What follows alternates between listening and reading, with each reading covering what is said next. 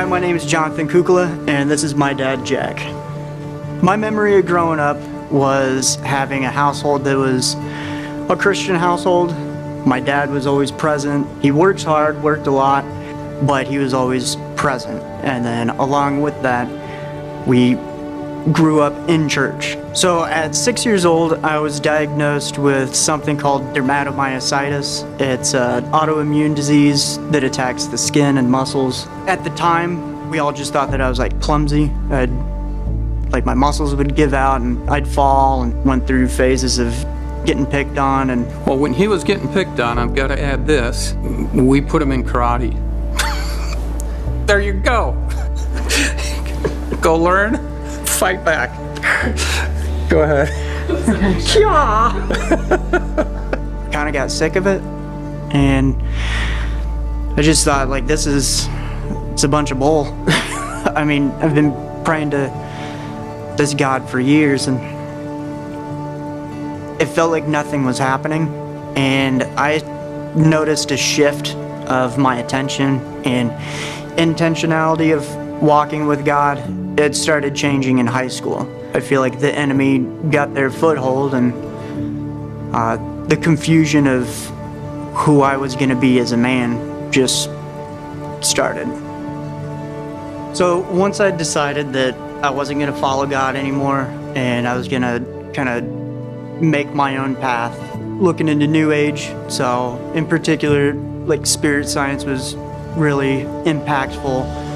Sacred geometry, like all the esoteric, mystic, Gnostic. The path he was taking was going to leave him destitute, homeless, someplace in the desert, struggling to make ends meet. My parents have always had like firm boundaries to where we are a household that honors God. You know, everything that I'm doing, substance-wise, he knows, like, hey, you gotta have a clean test, and I can't do that. He was like, well, I can let you borrow my tent, and you can go set up a tent in the desert, and once you reach that point of time to where you can take a clean drug test, by all means, you can come in the house. He decided to go through that with me. He was living out God's love, what I can understand now by going out in the desert with me. Having parents that inspire you to pursue Christ and seeing love that doesn't give up lived out by them, it shaped me into somebody that I know that I can be as a husband, somebody that I know I can be as a dad, hopefully one day. All the twists and turns and rabbit trails that I got lost in, I remember the day when I stopped being a prodigal, and that was September 11th, 2018.